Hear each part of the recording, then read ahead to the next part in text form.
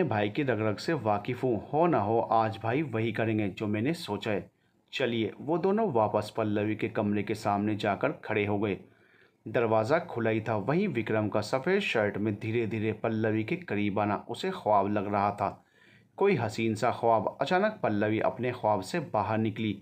उसने तुरंत होश संभाला। वो विक्रम को कस्टमर समझ रही थी तो आदतन उसने एक ही झटके में अपने दुपट्टे को खुद से अलग कर दिया। विक्रम उसी फुर्ती से मुड़ा। पल्लवी इस हरकत से हैरत में थी। वो बिना मुड़े ही बोला, अपना दुपट्टा उठाइए। पल्लवी उसे अनसुना करती हुई उसके सामने जा खड़ी हुई और बोली, अच्छा तो फिर क्या चाहिए आपको साहिब। विक्रम को पल्लवी की शहद सी मीठी आवाज़ उसके बहुत नज़दीक से सुनाई दी। उसने झट से आंखें खोली तो देखा वो उसके सामने ही खड़ी थी, मगर पीठ किए। फिर अपने लंबे बालों को आगे करके अपनी गोरी पीठ दिखाकर बोली, तो शुरुआत करें। विक्रम उसके सामने चला गया और बोला, ये कैसी बातें कर रही हैं आप। ओ, आप तो खूबसूरती के साथ साथ तहजीब भी है आप में। वो विक्रम पर झुक गई। उसके खुले शर्ट से उसकी छाती पर उंगली रखकर बोली, जो भी कहना है जल्दी करो फिर जाओ। वो उसे इससे आगे छूने ही वाली थी कि विक्रम ने उसे पल भर में दूर हटा दिया। वो तो गनीमत रही कि विक्रम ने उसकी इस हरकत पर उस पर हाथ नहीं उठाया, वरना उसके गुस्से पर उसका खुद का भी जोर नहीं था। धक्का लगते ही वो बेसुध होकर गिरने ही वाली थी कि विक्रम ने उसे थाम लिया। वो उसकी बाहों में झूल गई। विक्रम बुरी तरह सकपकाया। एक तो उसकी इतनी नज़दीकियाँ, दूसरा उसका ऐसा बर्ताव। उसे उसकी बेबाकी पर बेहद गुस्सा आया, पर जब नज़र चेहरे पर रुकी तो पलकें झपकाना ही भूल गया। उसकी खूबसूरती बेइंतहा थी। खुदा ने वाकई में उसे बड़ी ही फुर्सत से बनाया था। पल्लवी के गिरते ही नगमा उसकी तरफ बढ़ने वाली थी कि राजन ने उसे रोक लिया और बोला, भरोसा रखिए भाई कुछ गलत नहीं करेंगे। वो रुक गई। विक्रम ने उसके गाल थपथपाकर उसे जगाया भी, पर वो नहीं उठी। फिर पास ही पड़े पानी के गिलास से उस पर छींटे गिराए। तब वो कसमसाई। विक्रम को खुद के इतना करीब पाकर वो फिर बोली, आ ही गए अपनी औकात पर, फिर नखरे क्यों कर रहे थे। ऐसा कुछ नहीं है, आप बेहोश। वो कहते कहते कुछ सोचने लगा, फिर पल्लवी को बैठाकर पॉकेट से दवाई निकालकर बोला, आप नींद की गोलियां लेती हैं। ये विक्रम को कल ही मिल गई थी जब वो उसके पास आया था, पर तब उसे खुद ही होश नहीं था तो वो उसे क्या कहता, इसलिए आज पूछ लिया। पल्लवी हैरत से कभी विक्रम को देखती, कभी गोलियों को। अब उसे समझ आ गया कि कल रात यही उसके कमरे में आया था, यानी वो लॉकेट भी इसका। पल्लवी को विक्रम पर गुस्सा आने लगा था। वो बोली, कल जो हासिल नहीं हुआ था उसे ही पाने आए हैं, तो मासूमियत का नाटक क्यों कर रहे हैं आप। जो कहना है जल्दी कीजिए, बार बार एक ही बात क्यों कर रही हैं आप। हाँ मैं कल आया था, पर पल्लवी से टोक कर बोली, ओ पर कल में तो बेसुध थी, आपको मज़ा नहीं मिलता ना, तो आज आ गए। पल्लवी। विक्रम को इस बात पर गुस्सा आ गया। वहीं उसके मुंह से अपना नाम सुनकर पल्लवी अवाक रह गई। है कौन ये जो मुझे जानता है। पल्लवी को वो सख्त होकर बोली, देखिए साहिब, पल्लवी नहीं हूँ मैं, शिल्पा हूँ, इसलिए जल्दी से शुरू करते हैं। यकीन मानिए आपको आपकी दी गई रकम पर अफसोस नहीं होगा जो आपने ताई को दी है। जस्ट इनफ, मैंने कुछ नहीं दिया। क्या समझ रही हैं आप मुझे। विक्रम को ये पहले ही पता था कि नगमा की तरह वो भी उसे कस्टमर ही समझेगी, पर ऐसी बातों की उम्मीद नहीं थी। आप भी मुझे गलत समझ रहे हैं, मैं शिल्पा हूँ। वो ज़िद पर अड़ी थी। विक्रम हार चुका था उसकी ज़िद पे। उसने कहा, ओके शिल्पा, अपने बारे में बताओ। एक बार में ही पढ़ना चाहते हैं हमें। हमने खुद को लिखने में अपनी पूरी ज़िंदगी गंवाई है। वो दर्द भरी हंसी हंसकर बोली। उसकी आंखें नम होते देख विक्रम पिघला। वो तुरंत बोला, मैं समझ सकता हूँ आपका दर्द। आप जानते ही क्या है दुख दर्द जैसे लफ्ज़ों से वाकिफ़ भी हैं आप। पल्लवी बोली, मेरे यार ने कहा था कि सबकी कहानी होती है और उनमें छिपे होते हैं उनके दर्द। विक्रम को तो यह कन्फर्म हो गया था कि पल्लवी आज कुछ नहीं कहेगी, उसे ही कुछ करना होगा। उसके पास एक ही रास्ता था। ये रास्ता उसने एक पल में ही कैसे चुन लिया, ये तो वो खुद नहीं जान सका।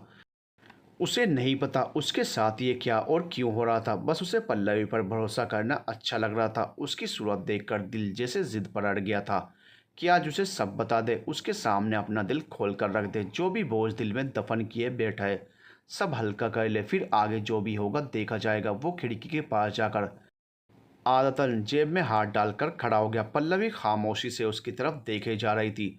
बाहर खड़ा राजन आंखों में पानी भरे विक्रम को देखे जा रहा था। नगमा कभी विक्रम को देखती तो कभी राजन को। उसे कुछ समझ ही नहीं आ रहा था। फिर वो गहरी सांस लेकर कहने लगा, जानते हैं आप, सबकी लाइफ है, सबकी कहानियाँ भी। आपने कह ही दिया कि दर्द का मुझे अंदाज़ा नहीं। तो चलो आपको आज एक कहानी सुनाता हूँ। एक लड़का था 5 साल का। लाइफ में कोई टेंशन नहीं, कुछ नहीं, बस बेफिक्री से रहता। ज़िंदगी का सबसे खूबसूरत हिस्सा जो जी रहा था, बचपन। वो एक रोज़ अपनी मम्मा के साथ एक ट्रिप पर गया, तब एक एक्सीडेंट में उन्हें अचानक से ही अनाथ कर दिया। उन्हें मतलब उसे और उसकी बहन माधुरी को, जो 2 साल की थी। उसे तो ठीक से बोलना भी नहीं आता था। फिर वो खुद कहाँ ज़्यादा समझदार था, बस चाचा ने इतना ही बताया कि मम्मा भगवान जी के पास चली गई। वो बच्चा बहुत रोया था। पापा तो पहले ही नहीं थे, अब मम्मा भी चली गई। भरी दुनिया में अकेला महसूस करने लगा था। वो रातों में भी उठकर बैठ जाता। जब वो एक्सीडेंट याद आता तो मन ही मन सोचता कि काश वो खुद भी मम्मा के साथ ही चला गया होता। ये ख्याल मन में जाने कितनी दफ़ा आया। पर जब पास में अपनी छोटी बहन को देखता तब हिम्मत आती कि नहीं, उसे इसके लिए जीना होगा। क्योंकि उसे तो कुछ भी पता नहीं था, ना ही उसके साथ उसके सिवा उसका कोई अपना था। यूं ही उम्र बढ़ती रही तो बढ़ते रहे दिन, महीने, साल। वक्त फिसलता रहा, जिंदगी आगे चलती गई, जो किसी के बिना नहीं रुकती, रुकी भी नहीं। अब वो 11th में था और माधुरी 6th में। उस बच्चे को अपने घर में ही असुरक्षित महसूस होने लगा था। चाचा तो सही थे, पर चाची की नज़र और रवैया कुछ ठीक नहीं था। पल्लवी बीच में बोली, वो बच्चे आप थे। विक्रम बेयकीनी से उसे देखता रह गया। शायद उसके दिल का दर्द विक्रम की आंखों में उतर आया था, तभी ये समझ गई। वो आंसू छुपाते हुए सिर्फ हाँ ही कह सका, फिर आगे कहने लगा, उनके कोई औलाद नहीं थी। शायद ये एक कारण भी था हमें अपने घर में पनाह देने के लिए। मुझे ये कहते हुए भी शर्म आ रही है कि वो मुझ पर नज़र रखती थी, अपने बेटे समान लड़के पर घटिया नज़र। वो नज़र जो मुझे पसंद नहीं आई और किसी को भी ना आए। फिर भी सब कुछ चल रहा था। बस एक दिन ऐसा तूफान आया हमारी ज़िंदगी में, जो छीन कर ले गया सब कुछ, तहस नहस कर गया हमारी ज़िंदगी को। मुझे आज भी वो सब याद है। मेरा रूटीन था, ड्यूटी भी, कि मैं स्कूल से माधुरी को लेता हुआ घर जाऊं। उस दिन मैं थोड़ा लेट हो गया था। बस वो थोड़ी सी देरी मुझे मेरी ज़िंदगी की सबसे बड़ी कीमत चुका कर देनी पड़ी। ये मैंने कभी सपने में भी नहीं सोचा था। मैं स्कूल गया, वहाँ जाकर पूछा तो गार्ड ने बताया कि माधुरी जा चुकी है। मेरा मन घबरा गया था। उसे तो रास्ता तक मालूम नहीं था। उसे हमेशा ही एक बच्ची की तरह रखा था मैंने। मैं बदहवास सा स्कूल से भागा। जाने कौन कौन सी गली में उसे पुकारता रहा, पर वो थी ही नहीं, तो जवाब कैसे देती।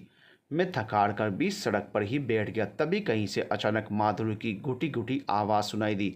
नहीं, चीखे थी वो, ये समझते मुझे देर न लगी कि वो किसी मुसीबत में है। मैं उस दिशा में भागा। जैसे ही वहां पहुंचा तो कलेजा मुंह को आ गया था मेरा। हाथ पैर काम करने बंद हो गए, आंखें पथरा गई। वो मंजर देख कर ही मेरे सामने मेरी बहन इस हालत में। कहते हुए ही विक्रम कांप उठा। पल्लवी भी खड़ी होकर उसके पास आ गई। मैं दुनिया का सबसे बदनसीब और बुरा भाई, जो जिसने अपनी बहन माधुरी को उस हालत में। विक्रम अपने होठों को दांतों से काट रहा था, जिससे ये अंदाज़ा लगाया जा सकता था कि उसे वो सब कहते हुए ही कितनी तकलीफ़ हो रही है। तो फिर देखा कैसे होगा। आप जानती हैं, 3 दरिंदरों से जकड़ रखा था। मुझसे कितनी छोटी थी माधुरी, प्यारी सी मासूम सी एक नाजुक कली की तरह, जो ढंग से अब तक खिल भी न सकी थी। उस पर भूखे भेड़ियों की तरह टूट पड़े थे वो। मैं भागा भी था उस तरफ, पर उनमें से एक ने मुझे जकड़ लिया था और मुझे मेरी बहन के पास जाने नहीं दिया। मुझ में रही सही हिम्मत भी ख़त्म हो चली थी जब उसकी चीखें सुनी, भाई भाई बचा लो मुझे। वो मुझे पुकारती रही, चीखती रही, पर मैं कुछ नहीं कर सका। उन्होंने मुझे माधुरी के सामने ही बांध दिया था और उसका। मैंने अपनी आंखें बंद कर ली थी, पर वो उसकी इज्जत को तार तार कर चुके थे। माधुरी की दर्दनाक चीखों ने मुझे उठने के लिए मजबूर भी किया। मैंने पूरी हिम्मत लगाकर केस से उठा कि इतने में पीछे से किसी ने मेरे सिर पर किसी लाठी से वार कर दिया। मेरी आंखों के सामने अंधेरा छा गया था, सब धुंधला नजर आने लगा। बस साफ तो ये था कि वो कुत्ते अपनी हैवानियत पूरी करने में लगे थे। तब तक माधुरी बेहोश हो गई थी। मैंने बेबसी भरा हाथ उसकी तरफ बढ़ाकर उसे आखिरी आवाज़ दी थी, माधुरी। सुनकर ही पल्लवी का दिल दहल गया। वो रोक नहीं पाई थी खुद को आंसू बहाने से। बाहर नगमा दरवाज़ा पकड़कर खड़ी हो गई। उसका संतुलन बिगड़ गया और रूह कांप उठी ये सब सुनकर। राजन पतराई आंखों से विक्रम को देख रहा था। उसे उसके गम का अंदाज़ा था। कुछ देर बाद मुझे होश आया, तब तक सब खत्म हो चुका था। मैं घर पर था, पर माधुरी कहीं नजर नहीं आई। मैं उठकर भागने को तैयार हुआ कि मेरे दर्द का एहसास हुआ। सिर पर पट्टी थी, पर माधुरी के दर्द के आगे ये कुछ नहीं था। मैंने भरी आंखों से चाचा को देखा, जो आंखों में पानी लिए ना में सिर हिला रहे थे। मेरे दिलो दिमाग ने पूरी तरह से उनकी बातों को नकारने का सोचा। मैं चिल्लाने लगा, चाचा माधुरी कहाँ है? डर के मारे मेरे मुंह से आधे अधूरे शब्द निकले।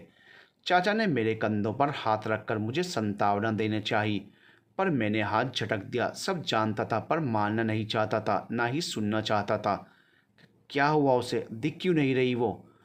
हॉस्पिटल में होगी, मैं सारे अनुमान लगा चुका था। आखिर में चाचा ने मुझे गले लगा लिया, ये कहकर कि माधुरी नहीं रही। मेरे दिमाग में माधुरी याद आने लगी, उसी हालत में जिस हालत में मैं छोड़कर बेहोश हो गया था। मैं आपे से बाहर हो चुका था, मतलब वो मैं भूल चुका था कि सामने चाचा हैं। है कहाँ वो? आपने हॉस्पिटल ले जाने की भी कोशिश नहीं की? पुलिस को बताते, कुछ तो किया होता मेरी बहन के लिए। मैं चिल्ला पड़ा। उन्होंने बताया कि जब मैं बेहोश हुआ था तब तक बहुत देर हो चुकी थी। तुम दोनों ही घर नहीं लौटे तो वह हमें ढूंढने निकले, पर रास्ते में मिले भी तो ऐसे। उन्होंने माधुरी को देखा तो दिल दहल गया था। अचानक से कुछ भी हाथ में आया, वो उसके निर्वस्त्र तन पर ढक दिया। हाथ लगाकर देखा, तब तक उसकी सांसें उखड़ चुकी थी। हॉस्पिटल जाने की हालत में भी नहीं थी, ना ही कोई फ़ायदा था मर्द शरीर को ले जाने का। हाँ, पुलिस को कंप्लेन लिखवाई, पर उन्हें गवाह चाहिए था, जो इकलौते तुम ही थे। पर बेसुध हम तुम्हें घर ले आए, और माधुरी, उसके अंतिम संस्कार की तैयारी चल रही है बाहर।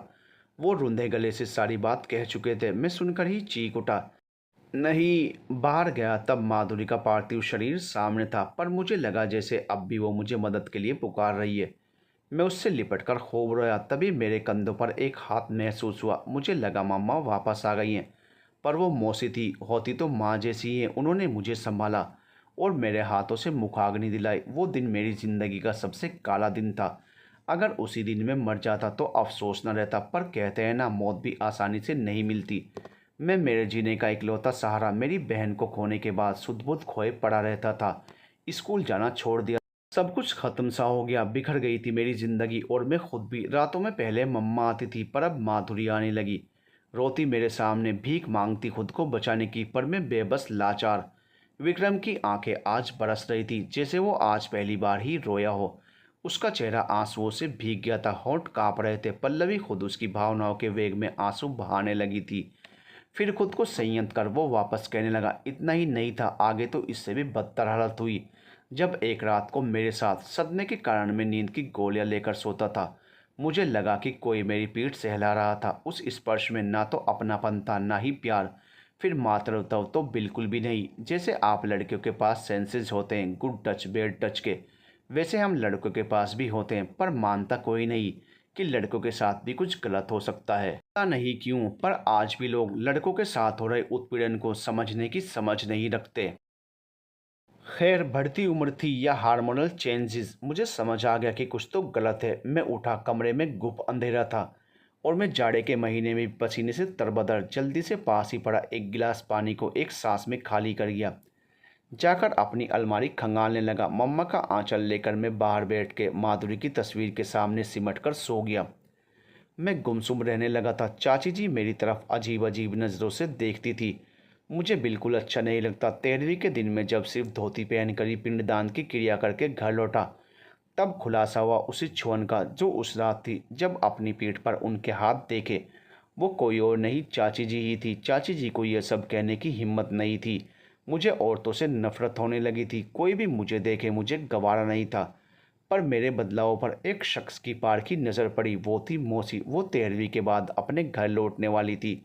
मेरी हालत को देखकर उन्होंने चाचा जी से कहकर कुछ रोज़ अपने साथ रखने की बात कर दी। मैंने ना तो हाँ कहा, ना ही ना। मुझे कुछ समझ नहीं आ रहा था, पर ऐसा लगा यहाँ रहना ठीक नहीं, तो मैं मम्मा का दुपट्टा और माधुरी की तस्वीर के साथ वहाँ से निकल गया।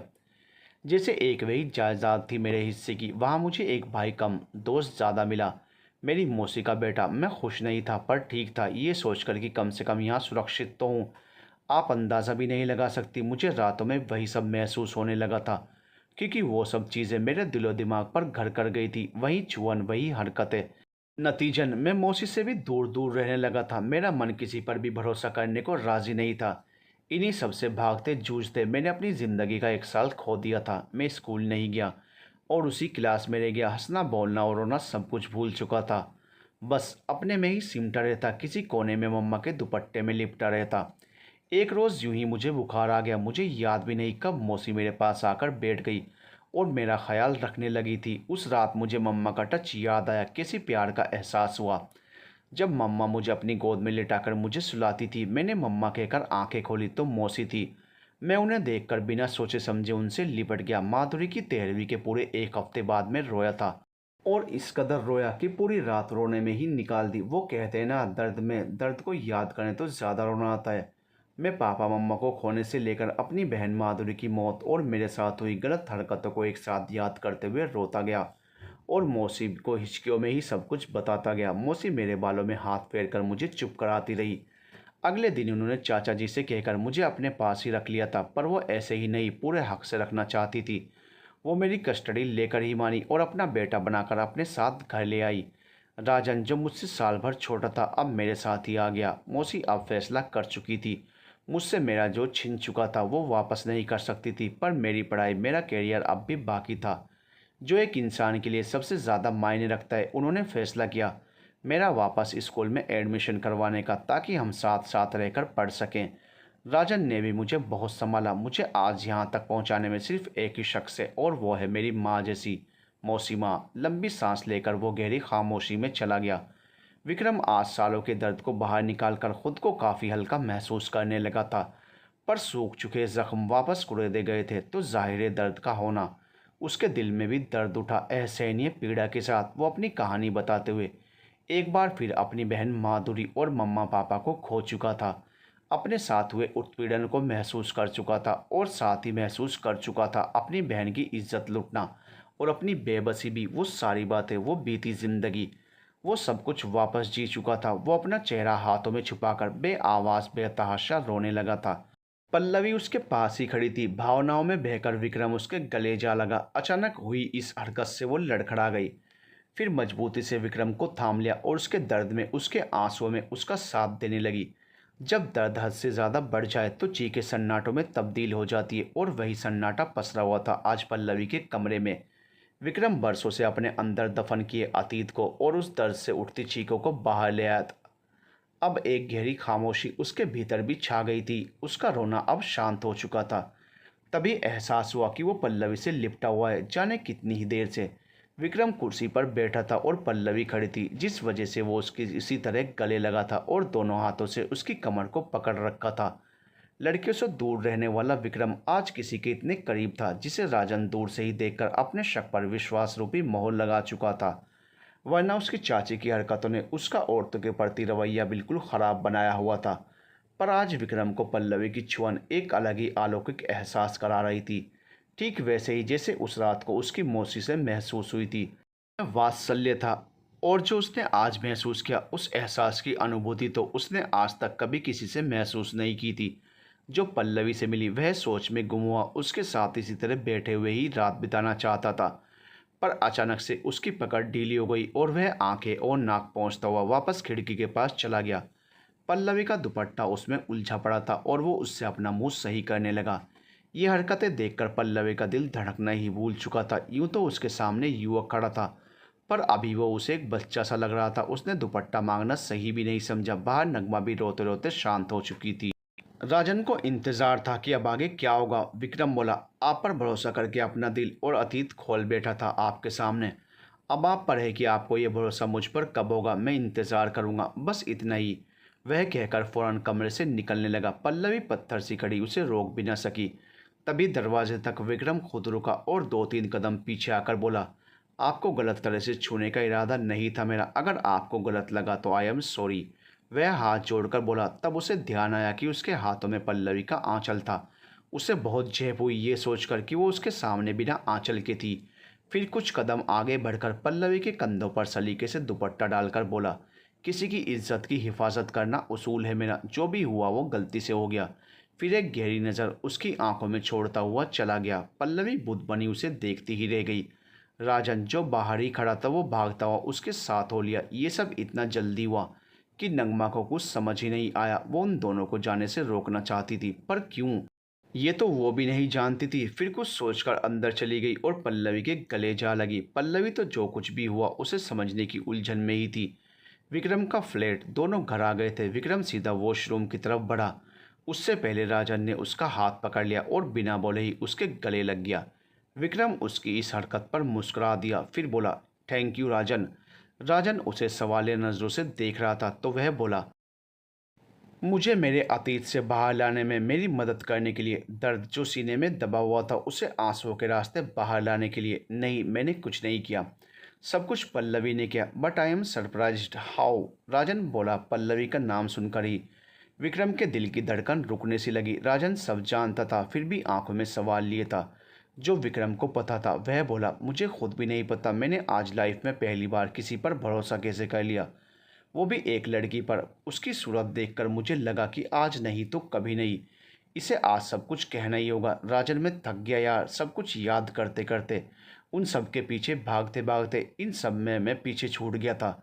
मेरा मकसद मुझसे दूर हो रहा था, वो मकसद जिसके लिए मैं पुलिस लाइन में आया, वो मकसद जो मौसी ने मुझे बताया था, माधुरी के गुनहगारों को सज़ा दिलवाना। आई नो मुश्किल है ये रहा, पर नामुमकिन नहीं। मुझे बस इंसाफ दिलाने की लड़ाई लड़नी ही होगी, तब सुकून मिलेगा माधुरी को और मेरी रूह को। आप रुके क्यों नहीं वहाँ?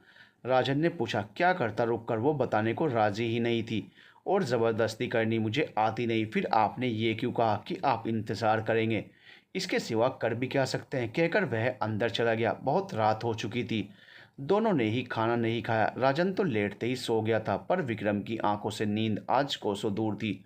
वो जब शावर लेने गया था तो उसे खुद पर पल्लवी के छूने का एहसास हो रहा था, जो उसने आज पहली बार महसूस किया था, और यकीनन यह एहसास सुकून भरा था। वह बालकनी में आकर खड़ा हो गया। वहाँ से आ रही ठंडी हवा उसके चेहरे को सहला रही थी। आंखें बंद होते ही पल्लवी का खूबसूरत चेहरा उसकी आंखों के सामने आ गया। विक्रम को यह सब पहली दफ़ा ही महसूस हुआ कि कोई लड़की इतनी खूबसूरत कैसे हो सकती है, क्योंकि उसने ज़िंदगी में पहली बार ही तो किसी को नज़र उठाकर देखा था।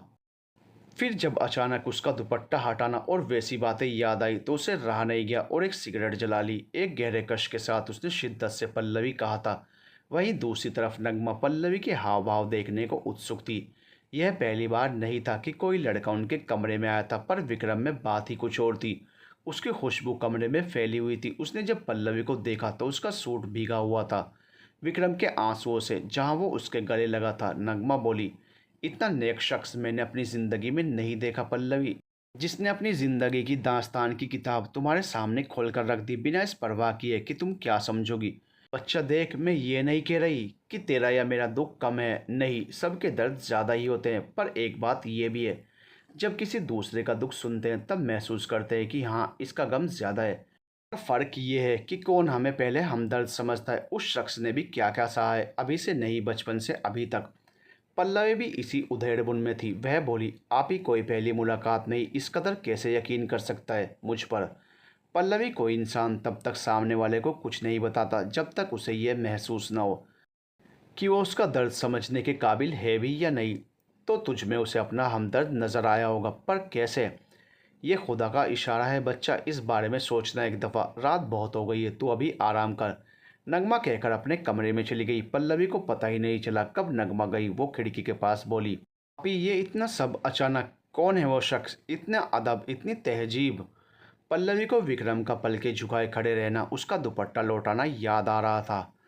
अब तक उसके साथ जितने ही मर्द आए थे सभी ने उसके दुपट्टे को खींचना ही जाना था और नज़र से ही उसके जिस्म को तार तार कर डाला था। पर आज जब विक्रम को ऐसे देखा तो उसे खुद को यकीन दिलाना मुश्किल हो गया कि लड़के ऐसे भी होते हैं। उसे विक्रम की पाक नज़रें रह रहकर याद आ रही थी, और याद आ रहा था उसका दर्द, जो कहीं ना कहीं खुद पल्लवी ने भी महसूस किया था। उससे इतना अपनापन कैसे महसूस हो गया मुझे, जो मैं उसके दर्द में उसके साथ आंसू बहाने लगी। और ये दर्द अकेले मैंने ही नहीं, उन्होंने भी महसूस किया और मेरे गले लग गए। वो याद करने लगी उन लम्हों को जिनमें अलग अलग लोगों ने उसके जिस्म को छुआ था, नहीं बल्कि नोचा था। उसे किसी की छुअन रास नहीं आई। फिर आज विक्रम जाने कितनी देर उसके इतने करीब रहा, फिर उससे कोई एतराज़ क्यों नहीं हुआ? उसके पास किसी भी क्यों का जवाब नहीं था। बस सवाल ही थे, क्या विक्रम सच में अच्छा इंसान है? क्या उसे सच में उसके जिस्म से कुछ नहीं चाहिए? क्या उसे वाकई उसके दर्दों को ही जानना है, या फिर ये कोई नाटक है? क्या पल्लवी को भी उसके सामने उसी की तरह अपनी कहानी रख देनी चाहिए जैसे उसने रख दी? पर क्यों? खुली खिड़की से अचानक हवा का एक झोंका आया। जो सिरहन भर गया पल्लवी के पूरे जिस्म में। उसे बार बार विक्रम का एहसास हो रहा था और गूंज रही थी उसकी बातें, इंतज़ार रहेगा आपके भरोसे का। अगली सुबह विक्रम रात को सोया ही नहीं था। वह गहन चिंतन में डूबा हुआ था और इस कदर कि उसे पता ही नहीं चला कब उसकी आंखों के सामने रात से सुबह हो चुकी थी। वो फटाफट नहाने चला गया। फिर जब बाहर आकर शीशे के सामने खड़ा हुआ तब अपनी बॉडी पर आज पहली बार गौर किया। उसकी परफेक्ट बॉडी और कसरती मसल्स, वो सच में बेहद आकर्षक दिखता था। इतना कि उसे कोई एक बार देख ले तो नज़र हटाना ही भूल जाए। जैसे उसे पल्लवी का अपनी छाती पर उंगलियां चलाना याद आया, ये कहते हुए कि वाह क्या खूबसूरती है। वो बरबस ही मुस्कुरा उठा। फिर दूसरे ही पल वो दिन याद आ गया जब होटल में मधु उसे छू रही थी। विक्रम हैरान था खुद पर ही, उसने मधु के छूने पर कैसे बिहेव किया था। पर जब कल पल्लवी, ये क्या था? मुझे विक्रम रघुवंशी को किसी लड़की ने छुआ और मैंने उसे कुछ न कहा। वो खुद की सोच में गुम था। फिर ध्यान गया अपने गले पर। मेरा लॉकेट कहाँ है? वो याद करने लगा पर उसे कुछ याद नहीं था। फिर उस बात को नज़रअंदाज कर दिया और आईने के सामने कहने लगा, आज से बल्कि अभी से विक्रम रघुवंशी बदल चुका है। वो किसी के सामने कमज़ोर नहीं पड़ेगा। ये अपनी कमज़ोरी दिखाएगा। जिस मकसद से यहाँ तक आया है वह पूरा करके ही रहेगा। ज़िंदगी पछतावे का नाम नहीं बल्कि उससे आगे निकलकर अपना मुकाम हासिल करने का नाम है। और अब मैं भी यही करूँगा। आई प्रॉमिस माधुरी, उन 3 जानवरों को पाताल से भी खोज निकालूंगा और तुम्हें इंसाफ दिलाएगा तुम्हारा ये भाई। फिर बाहर चला गया। कुछ देर बाद राजन उठा और विक्रम को ढूंढने लगा पर वो कहीं नहीं मिला। फिर किचन से आवाज़ आई, राजन फ्रेश हो जा, मैंने ब्रेकफास्ट रेडी कर दिया है। हैं भाई किचन में? राजन को अपनी आंखों पर भरोसा ही नहीं हुआ। ये मैं क्या देख रहा हूँ? आप यहाँ उठे कब? वो आंखें मलता हुआ बोला, सोया होता तो उठता ना। मतलब ये कि हमें देर हो रही है, चल। विक्रम आज अलग अलग सा लग रहा था। राजन बड़बड़ाते हुए जाने लगा तो विक्रम ने रोक लिया। रुक रुक। फिर उसके पास जाकर उसकी चोट का मुआयना करता हुआ बोला, गहरा कट तो नहीं आया ना? राजन को नगमा का दवा लगाना याद आते ही चेहरे पर अनायासी मुस्कान छा गई। विक्रम इन सब से अनभिज्ञ नहीं था, बस वो अभी चुप रहा। Police station. विक्रम सबको गुड मॉर्निंग विश करते हुए चला जा रहा था। नहीं तो रोज यह सिर हिलाते हुए ही जवाब देता था। तरुण इस सब को गौर से देख रहा था। मधु किसी काम से छुट्टी पर थी, ये तसल्ली की बात थी। तरुण काले से पूछताछ की। विक्रम केबिन में बैठता हुआ बोला, जी सर। पर उन तीनों में से कोई कालिया नहीं, उनकी गैंग के ही खास आदमी है। तो कालिया कौन से बिल में छुपा है? विक्रम को बार बार कालिया के ना मिलने पर चिढ़ होने लगी। सर वो आज मुंबई आएगा। इन्फॉर्मेशन यही मिली है कि उसकी कमज़ोरी शराब और लड़की है। या तो वो वापस ऐसे ही किसी बार में ही मिलेगा या फिर किसी ऐसी वैसी जगह जैसे कल रात को हम। तरुण साफ कहने में हिचकिचाया। सुनकर ही विक्रम के कान खड़े हो गए। वो सोचने लगा, ओ गॉड नॉट अगेन। अगर वो उस जगह गया तो पल्लवी। वो कुछ देर सोचकर बोला, तरुण तुम्हें एक और काम करना है। हाँ सर, कहकर तरुण विक्रम की बात ध्यान से सुनने लगा और विक्रम उन 3 आदमियों के पास गया जो लॉकअप में थे, जिन्हें कल रात कोठे के बाहर से पूछताछ के लिए उठाया गया था। विक्रम को उस बुड्ढे पर बहुत गुस्सा आ रहा था। उसके दिमाग में एक ही बात आ रही थी कि अगर वो वक्त पर ना जाता तो यह कल पल्लवी के साथ। सोचकर ही उसका दिमाग ठनक गया और उसने जाकर सीधा एक मुक्का उसके मुंह पर जड़ दिया। इतने में उसका सामने वाला नकली दांत निकलकर बाहर आ गया। मुंह से खून बहने लगा। तभी राजन, कमल और तरुण अंदर आ गए। राजन का हाथ अचानक ही अपने मुंह पर चला गया। उसे तो इस दर्द का अंदाज़ा था पर वो मन ही मन शुक्र मना रहा था कि उसके सारे दांत सलामत थे। सर, तरुण बोला, आपने ही तो बोला कि। विक्रम उसके बीच में ही बोल गया, टॉर्चर के लिए मना किया था, थोड़ा सा शौक तो लगा ही सकते हैं। मैंने किया क्या? वो बुढ़ा मुंह पे हाथ रखकर बोला, साले ऐसी जगहों पर तू मिला है और पूछ रहा है क्या क्या? जानता भी एक लड़की की इज्जत की कीमत? विक्रम ने उसके बाल नोच कर कहा। राजन सब समझ गया था। वहीं तरुण बेखबर सा उसे देख रहा था। साहब साहब मैं गया ही कहाँ था, उससे पहले ही आपने। वो मिमियाने लगा, शुक्र कर अंदर नहीं गया, तभी तो एक मुक्के से तेरा दांत बाहर निकल आया। और सोच अगर चला जाता तो जबड़ा कहाँ मिलता तेरा। अब राजन मुस्कुराहट छिपाते हुए विक्रम की तरफ देख कर बोला। विक्रम को राजन के डबल मीनिंग सेंटेंस से अब समझ आया कि वो ज़्यादा ही जज्बाती हो गया था। वो उसके पास बैठते हुए बोला, अब प्यार से बात करते हैं, चल सब बता दे। तरुण अचानक आए बदलाव से हैरत में था। आज उसे विक्रम के पल पल में बदलते रंग देखने को जो मिल रहे थे। साहब गालिया बॉस है हम लोगों का। बॉस कल आ रहे थे उसी कोठे पर, फ्लाइट कैंसिल हो गई तो हम लोग ही चले गए। अच्छा तो अब कब आएंगे आपके सो कॉल्ड बॉस? विक्रम ने तंज कसा। साहब कुछ नहीं पता। विक्रम अपने होठों पर उंगली रखकर हंसने लगा। क्योंकि उसे सच मालूम था। फिर वो बोला, तुझे भी शराब का शौक है ना? हाँ साहब, वो शर्माया। तो चल, आज मैं खुद तुझे बाहर लेके जाएगा, वो उसी के लहजे में बोला। तो वह खुश हो गया और बाकी सब हैरान। विक्रम बाहर आ गया। तभी कमल पूछने लगा, सर आपके माइंड में अब क्या चल रहा है? मतलब आप खुद उसे बार में? राजन भी इसी सवाल में था, पर तरुण समझ गया था। वह बोला, सर मैं बताऊं, एक्सपेक्टेड, कहकर विक्रम होले से हंसा। कमल, सर उन तीनों को पिलाने के लिए नहीं बल्कि शिनाख्त के लिए ले जाएंगे। तरुण बोला, शिनाख्त? राजन असमंजस में था। काली आज मुंबई आएगा ना, और आते ही अपनी गैंग से तो ज़रूर ही मिलेगा। तो वह जिस बार में जाएगा हमें वहाँ तक ये लोग ही पहुँचाएंगे ना। विक्रम तरुण से इम्प्रेस हो गया। वो वाकई विक्रम को बहुत अच्छी तरह जानता था। गुड जॉब तरुण, विक्रम उसके कंधे थपथपाकर बोला और अंदर चला गया। पीछे राजन तरुण को घूरता रह गया और सोचने लगा, ये सब मेरे दिमाग में क्यों नहीं आता? क्योंकि मुझे मेरे काम से प्यार है, तरुण राजन के कानों में बोला। तो राजन उसे देखता रह गया, मानो पूछ रहा हो कि तुम्हें कैसे पता? विक्रम सर ने ही बोला था एक बार, तरुण मुस्कुराकर बोला और अनीता के पास चला गया। उसे विक्रम का दिया गया एक और काम जो करना था। उधर नगमा अपने कमरे में ही थी। टेबल के कोने में राजन का सफ़ेद रुमाल उसकी याद दिला रहा था, जो वह कल लौटा न सकी। जब राजन का चेहरा देखा, अब उसको राजन की चोट का ख्याल आया और साथ ही विक्रम की बातों का भी। जब वो हाथ जोड़कर पल्लवी को मिलने का कहता रहा और उसे अपनी बहन कहा, वह सोचती रहती है, या अल्लाह, जब मददगार भेज ही दिए तो कोई राह तो दिखा। वो विक्रम को याद करने लगी। वो जिस तरह से कह रहा था उससे यही लगा कि वह कितना तलबगार है हमारी मदद करने के लिए। पर क्या पल्लवी मान जाएगी राजन के भाई से बात करने के लिए, अपनी कहानी बताने के लिए? आप ही तभी पल्लवी आ गई। तू कब आई? नहीं बस अभी। आप ही मेरे हाल कुछ नासाज हैं, कहते हुए पल्लवी उसके पास ही बैठ गई। अरे कब? तू ठीक तो है ना? हाँ वो अभी, मुझे इस बात का डर है कहीं आज ताई। हाँ 2 दिन से तो बचाए रखा था राजन के भाई ने। अचानक पल्लवी को विक्रम का ख्याल आया तो वो सोचने लगी, हाँ वो थे, तभी तो वह महफूज थी 2 रात से। न उन्होंने खुद छुआ, ना ही किसी को करीब आने दिया, नहीं तो उसे हर रात अपने जिस्म को दूसरों को सौंपना पड़ता था और सुबह उसकी हालत बद से बदतर हुई रहती थी। वो बोली, उनका नाम क्या है? नगमा पल्लवी को छेड़ने के अंदाज में बोली। ओहो, उनका नहीं, मतलब वो मुझसे बड़े ही नज़र आए उम्र में। अच्छा, इतना गौर से देख लिया तूने? पल्लवी को विक्रम की करीबियत याद आने लगी जब वो उसकी बाहों में झूल गई थी। विक्रम की शानदार पर्सनैलिटी, सलीके से बनाए गए बाल और खासकर उसकी शेविंग, उफ कितना कहर बरपा रहा था वो। नगमा उसके कंधे टिकाकर बोली, क्या सोच रही है? तो कुछ सोचना, वैसे मुझे भी उनका नाम नहीं मालूम, मगर बहुत अच्छा बंदा है वो। से यही दुआ है कि उससे जल्द मुलाकात हो, ताकि मैं कह सकूं कि मुझे बहन बुलाकर बहुत बड़ी बात कह दी। पल्लवी गौर से सुनने लगी। क्या बहन? माधुरी ने तो कहा था उसने पहली मुलाकात में ही मुझे। शुरू से ही वो दोनों शरीफ ही लगे थे, पर तेरी वजह से मैं उन पर शक कर बैठी, इसलिए मुझे बुरा लग रहा है। बस जल्दी से मिलकर माफ़ी मांग लूँ, तभी ये बोझ उतरेगा। नगमा ने कहा, क्या मुझे भी इस बारे में सोचना चाहिए?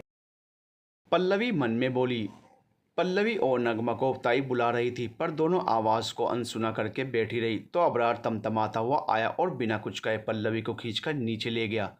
पल्लवी के पेट में बहुत दर्द हो रहा था, वह उसके पीछे चलती गई। नगमा भी आ रही थी। अबरार ने सीधे पल्लवी को ताई पैरों के पास ले जाकर बिठा दिया। अबरार, ये क्या तरीका है? नगमा बोली, तरीके से काम करना छोड़ दिया मैंने तुम दोनों के साथ। छोड़ना? चल इनको इनका काम बता दे, ताई बोली। पल्लवी का मुंह देखने लायक हो गया था। वह नगमा की तरफ देखने लगी तो वो बोली, ताई पल्लवी के हाल अच्छे नहीं हैं, इसे काम पर मत रखो अभी 2-3 दिन के लिए। अबरार तुरंत उसका हाथ छोड़कर दूर हट गया और बोला, ताई ये लड़की कहीं झूठ तो नहीं बोल रही? अब क्या सबूत पेश करूं? पल्लवी टेढ़ी बोली तो ताई को गुस्सा आ गया। उन्होंने उसका मुंह पकड़कर कहा, ज़्यादा होशियार बनने की ज़रूरत नहीं है, तेरी वजह से मेरा धंधा मंदा पड़ा है। दोनों को मना किया था ना साथ रहने को, फिर काहे को चिपकी रहती हो? नगमा चुप थी। अबरार, इन्हें नए धंधे का बता। ताई बोली, नया धंधा? नगमा और पल्लवी एक साथ बोली, हाँ, जो ये तुम लोगों के हालचाल अच्छे नहीं होने वाले रोग है ना हर महीने, उसका परमानेंट इलाज। क्या मतलब? मतलब ये कि उन लड़कियों को बार में जाना होगा महीने के उन 3 दिन तक, ताकि बैलेंस बना रहे और कस्टमर भी ना टूटे, मेरे को मेरा पूरा पैसा वसूल करने का। जो अब ऐसे ही होगा तो आज चिड़िया भी वही जाएगी। ताई फैसला सुनाते हुए बोली, ताई मैं बार डांसर नहीं। पल्लवी चिल्लाई तो ताई को गुस्सा आ गया। उन्होंने उसके एक तमाचा मारकर कहा, तू कौन है बे? एक लड़की ना, और उसको कौन से वक्त पे कैसे इस्तेमाल करते हैं ये मेरा काम है। तुझसे कुछ पूछ नहीं रही मैं। पर ताई, नगमा बीच में बोली तो ताई ने उसे चुप कराते हुए कहा, नगमा मुझे मेरा काम बताने वाला कोई पैदा नहीं हुआ। चुपचाप तैयार हो जा। शिल्पा और जूही और बाकी लड़कों को भी तैयार कर, आज वहाँ नचनियों की महफिल जमेगी। मैं ऐसा नहीं करूँगी, मैं नाचने वाली नहीं हूँ। पल्लवी चीखी तो ताई उसके बाल नोच कर बोली, देख ऐसा है शिल्पा रानी, तू चिड़िया ही नहीं कठपुतली भी है, जिसकी डोर मेरे हाथों में है, जिसे मैं तब चाहूँ जैसे चाहूँ नचा सकती हूँ।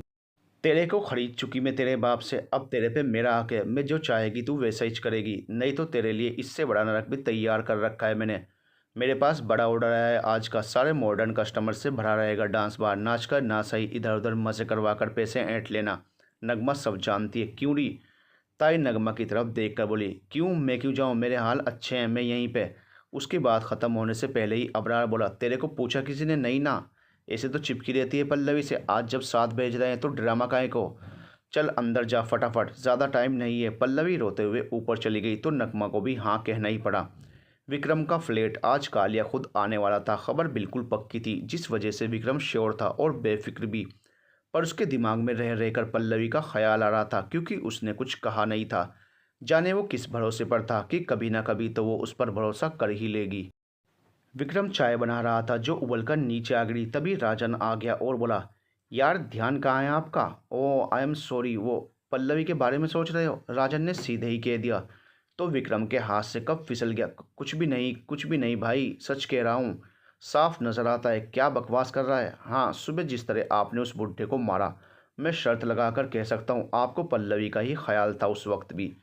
विक्रम के चेहरे की हवाइयाँ उड़ गई। वो बंगले झांकने लगा, सोचने लगा, ओ गॉड, इसे कैसे पता चल गया? अभी तो मुझे ही पता चला है। वो आपको फेवरेट तरुण है ना, उसे भी यही लगता है। सच में? विक्रम फिर संभल कर बोला, ऐसा कुछ है नहीं। उन तीनों ने गलत किया ऐसी जगह जाकर। अगर पल्लवी की बात ना होती तो भी मैं यही कहता और ऐसे ही रिएक्ट करता। विक्रम ने अपनी तरफ से सफाई दे डाली। पर रिएक्शन अलग होता। वह मज़े लेकर बोला, कुछ कहा तूने? नहीं, वो मैं तो ये कह रहा था कि मेरे पास नंबर भी है नगमा का, आप चाहो तो। सच्ची? फिर वो अपनी खुशी दबाकर बोला, क्यों, तेरे पास क्यों है नंबर? तेरा क्या ख्याल है? अपना दांव खुद पर भारी होता देख राजन कुछ नहीं बोल सका। अपनी चाय उठाकर बोला, थोड़ी देर में चलते हैं। फिर अंदर चला गया। विक्रम मुस्कुराने लगा। उसी शाम डांस बार तरुण और कमल दोनों कैप पहनकर आए थे, ताकि कानों में पहने हेडफोन्स दिख न सकें। वही राजन जींस टी शर्ट में ही आया था, पर विक्रम आज बेहद हैंडसम नजर आ रहा था। उसने ब्लू कलर की टी शर्ट पर ग्रे कलर का ब्लेजर डाल रखा था। ब्लैक जींस में वो बहुत हसीन लग रहा था। वो सब जैसे ही बार में एंटर हुए, विक्रम के होश ही उड़ गए। वो जिन जगहों पर जाना अवॉइड करता था, यहाँ उसी की महफिल जमी हुई थी। क्या लड़के, क्या आदमी, क्या बुढ़े, क्या जवान, हर कोई शराब की मस्ती में झूम रहा था। जबकि अभी तो शाम की शुरुआत ही थी। वहाँ अजीब सी बेतरतीब लाल पीली लाइटें लगी हुई थी, जो माहौल को बिगाड़ने में पूरी तरह मदद कर रही थी। पूरे बार में शराब और सिगरेट की बदबू फैली हुई थी। हर कोई खुसुर फुसुर कर रहा था। आज तो शानदार माल आने वाला है, माहौल में आग ही लग जानी है। फायर ब्रिगेड मंगवा के रख लें क्या?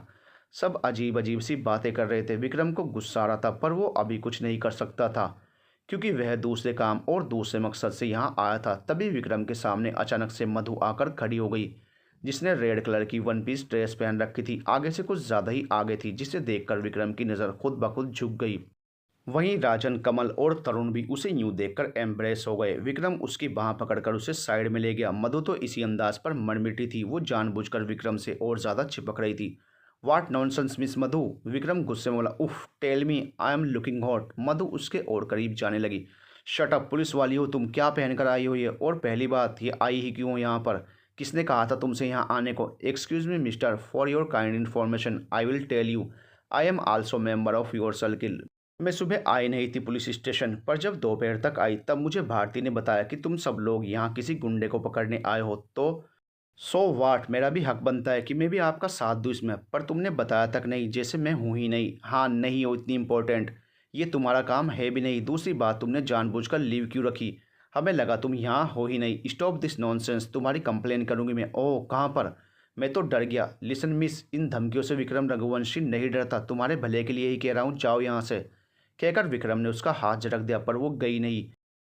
विक्रम, एक बार मुझे देख तो लो, सब तुम्हारे लिए क्या है। वो ज़बरदस्ती उसका हाथ पकड़कर बोली, स्टॉप इट, कितनी बार कहा है मेरा नाम मत लिया करो। And don't dare to touch me, stay away. Vikram उसे उंगली उठाकर बोला और बाहर का रास्ता दिखा दिया। उधर पल्लवी रोए जा रही थी। उसकी हालत सच में 2 दिन से बेहद ख़राब थी। ऊपर से ताई ने आज उसे पहली बार छोटे कपड़े पहनने को दे दिए थे। उसने आज तक सलवार कमीज के अलावा कोई ड्रेस नहीं पहनी थी। वह आज ऐसे उसका सोचकर ही दिल कांप उठा। नहीं आप ही, मुझसे नहीं होगा। बच्चा, मुझे खुद बहुत बुरा लग रहा है, पर मेरे पास और कोई राह नहीं है, हमें जाना ही होगा। नगमा ने उसे तैयार कर दिया था और खुद भी तैयार होने चली गई। पल्लवी अपने हाथ में उस वी नाम के लॉकेट को पकड़े बैठी थी। मन में आए ख्यालों को दरनिकार किया जाए भी तो कैसे, वो सोच रही थी। जब इंसान दुविधा में होता है तब दो मन उसे अलग अलग बातें कहते हैं। पल्लवी भी इसी मन स्थिति में थी जहां उसे उसका एक मन उस अजनबी पर भरोसा करने के लिए मना रहा था। ये कह रहा था कि वह उसकी मदद करके उसे बाहर निकाल लेगा इस जगह से। पर दूसरा मन ये कह रहा था कि इस मतलबी दुनिया में कोई किसी का नहीं होता। ऐसे में वो रात भर का मुसाफिर क्या ठहरेगा, क्योंकि उसने तो पलटकर कुछ पूछा ही नहीं। पल्लवी अपने मन को वापस कहती कि तभी तो वक्त ही कितना हुआ है, और फिर उसने भी तो उससे कोई दिलचस्पी ना दिखाने वाली हरकत की थी, तो क्यों आएगा वो वापस। पल्लवी खुद को कोस रही थी कि क्यों वो उस अनजान शख्स के बारे में इतना सोच रही है। कौन सा वो हर बार हर जगह मौजूद होने वाला है। फिर कोसने लगती अपने पापा को, जिन्होंने उसे इतनी जिल्लत भरी जिंदगी दी। इससे बेहतर तो मौत ही होती है। वह अपने पेट के दर्द का बहाना लेकर रोने लगी, पर तभी नगमा आ गई। उसे पता था पल्लवी पर क्या गुजर रही है। उसने भी ये महसूस किया था। अब तो उसे आदत हो गई, पर पल्लवी नहीं थी इन सब में। उसे तो अपने जिस्म को बेचने के लिए तैयार होने में भी महीनों लगे थे, पर अब भी वो इन सब की आदी नहीं बन पाई थी। वह यह ज़िंदगी कभी स्वीकार नहीं कर पाएगी। नगमा ये जानती थी। फिर आज तो नचनिया बनाकर पेश किया जा रहा है। जाने कितने ही लोग कितनी ही वहशी नज़रों से उसे देखेंगे। ऐसों का भरोसा भी नहीं। वह तो कई कई बार छूने को भी लपक जाते हैं। उफ, नगमा सारी बातों से और होने वाली सब हरकतों से परिचित थी।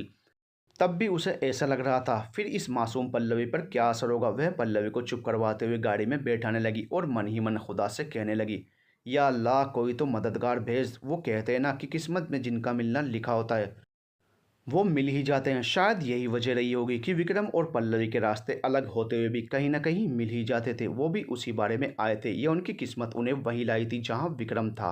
To be continued.